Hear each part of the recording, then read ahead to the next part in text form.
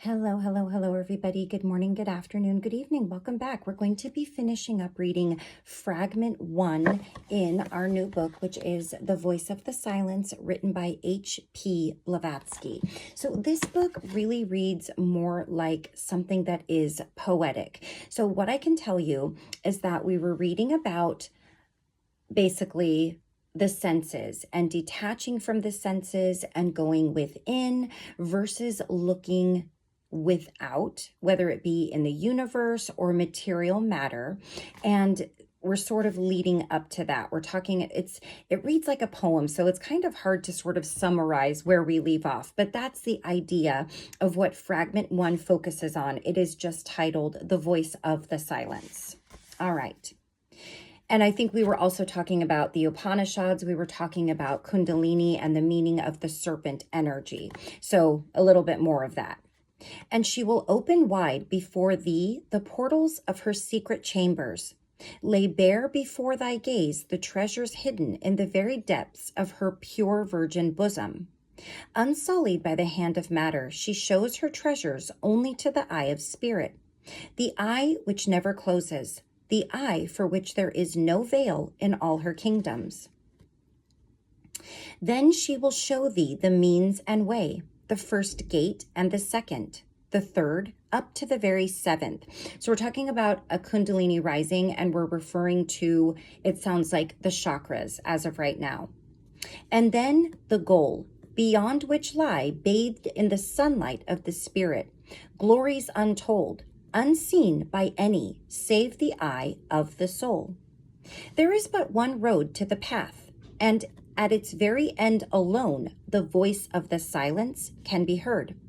The ladder by which the candidate ascends is formed of rungs of suffering and pain. Those can be silenced only by the voice of virtue. Woe then to thee, disciple, if there is one single vice that thou hast not left behind. For then the ladder will give way and overthrow thee. Its foot rests in the deep mire of thy sins and failings. And ere thou canst attempt to cross this wide abyss of matter, thou hast to lave thy feet in waters of renunciation. Beware lest thou shouldst set foot still soiled upon the ladder's lowest rung. Woe unto him who dares pollute one rung with miry feet. The foul and vicious mud will dry, become tenacious, then glue to his feet unto the spot. And like a bird caught in the wily fowler's lime, he will be stayed from further progress. His vices will take shape and drag him down.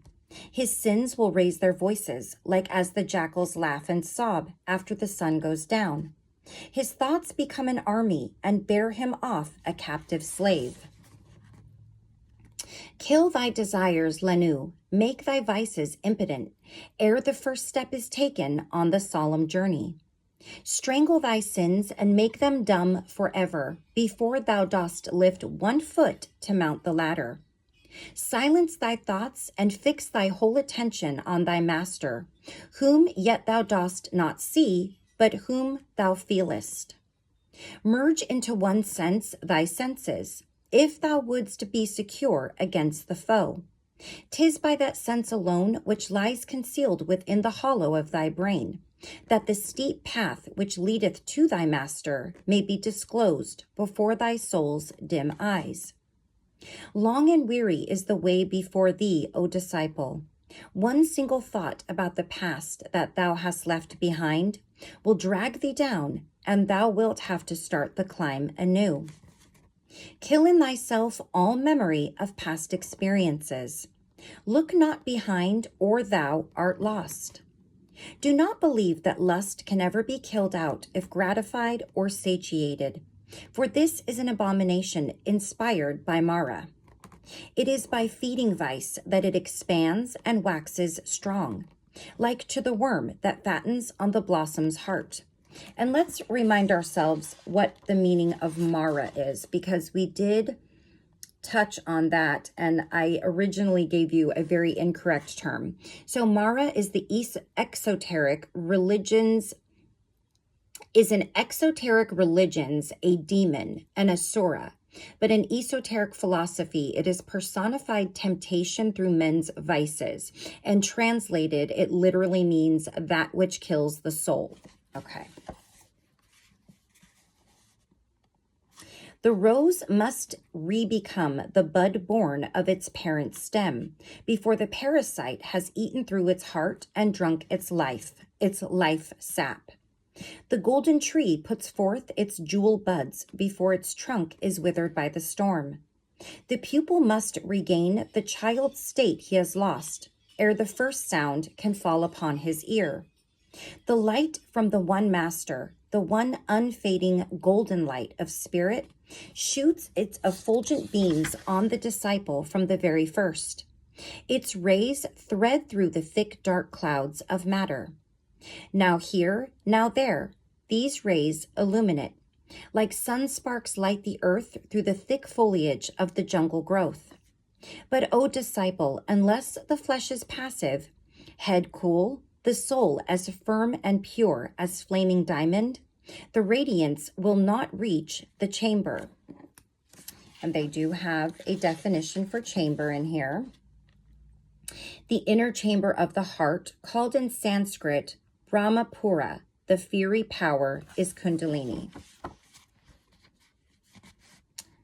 That's my only issue with this, is losing my spot here. Okay. Its sunlight will not warm the heart, nor will the mystic sounds of the Akashic heights reach the ear, however eager at the initial stage. Let's look at Akashic heights. These mystic sounds, or the melody heard by the ascetic at the beginning of his cycle of meditation, called Anahata Sabda by the yogis.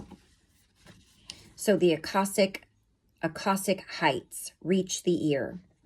Unless thou hearest, thou canst not see. Unless thou seest, thou canst not hear. To hear and see, this is the second stage. When the disciple sees and hears, and when he smells and tastes, eyes closed, ears shut, with mouth and nostrils stopped, when the four senses blend and ready are to pass into the fifth, that of the inner touch, then into the stage the fourth he hath passed on. And in the fifth, O slayer of thy thoughts, all these again have to be killed beyond reanimation. And they do have a number next to reanimation. So let's see. This means that in the sixth stage of development, which in the occult system is dharana, every sense as an individual faculty has to be killed or paralyzed on this plane, passing into and merging with the seventh sense, or the most spiritual sense. Withhold thy mind from all external objects, all external sights. Withhold internal images, lest on thy soul light a dark shadow they should cast. Thou art now in dharana, or the sixth stage. When thou hast passed into the seventh, O happy one, thou shalt perceive no more the sacred three. And the sacred three, every stage of development in Raha Yoga, is symbolized by a geometrical figure. This one is the sacred triangle and precedes dharana.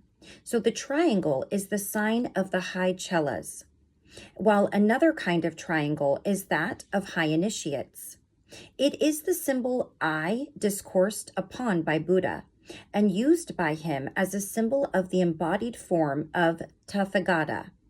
When released from the three methods of the prajna, once the preliminary and lower stages passed, the disciple sees no more the original triangle, but the abbreviation of the triangle, the full septenary. Its true form is not given here, as it is almost sure to be pounced upon by some charlatans and desecrated in its use for fraudulent purposes. Thyself and mind, like twins upon a line, the star which is thy goal burns overhead. And this simply means the star that burns overhead is the star of initiation, the caste mark of Saivas, or devotees of the sect of Siva.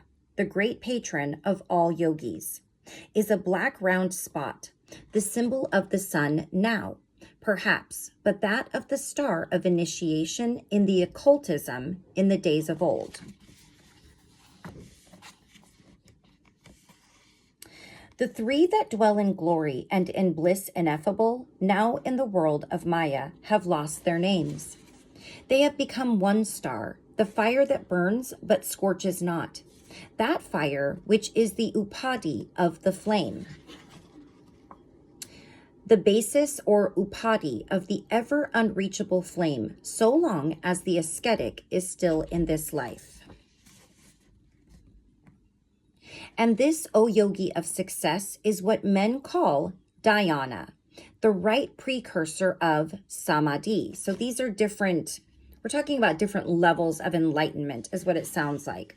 So dhyana is the last stage before the final on this earth, unless one becomes a full Mahatma. As said already, in this state, the Raja Yogi is yet spiritually conscious of self and the working of his higher principles. One step more, and he will be on the plane beyond the seventh, or fourth, according to some schools. These, after the practice of pratyahara, a preliminary training in order to control one's mind and thoughts, count dharana, dhyana, and samadhi, and embrace the three under the generic name of samyama. And now thyself is lost in self, thyself unto thyself, merged in that self, from which thou first didst radiate. Where is the individuality Lanu? Where the Lanu himself? Is the spark lost in the fire, the drop within the ocean, the ever-present ray become the all and the eternal radiance? And now, Lanu, thou art the doer and the witness, the radiator and the radiation, light in the sound and the sound in the light. Thou art acquainted with the five impediments, O Blessed One. Thou art their conqueror, the master of the sixth, deliverer of the fourth modes of truth. And the fourth modes of truth, that would be, in Northern Buddhism, ku or ku, suffering or misery, tu, tu, the assembling of temptations, mu, mu, their destructions, and teo, the path. The five impediments are the knowledge of misery, truth about human frailty, oppressive restraints, and the absolute necessity of separation from all the ties of passion and even of desire. The path of salvation is the last one. The light that falls upon them shines from thyself, O thou who wast discipled but art teacher now. And of those modes of truth, hast thou not passed through knowledge of all misery? Truth the first? Hast thou not conquered the Mara's king at sea, the portal of assembling? Truth the second? Hast thou not sin at the third gate destroyed and truth the third attained? Hast not thou entered Teo, the path that leads to knowledge, the fourth truth? And now rest neath the Bodhi tree, which is perfection of all knowledge. For know thou art the master of Samadhi, the state of faultless vision. Behold, thou hast become the light, thou hast become the sound, thou art thy master and thy God. Thou art thyself the object of thy search, the voice unbroken that resounds throughout eternities, exempt from change, from sin exempt, the seven sounds in one, the voice of the silence. Om Tat Sat. All right.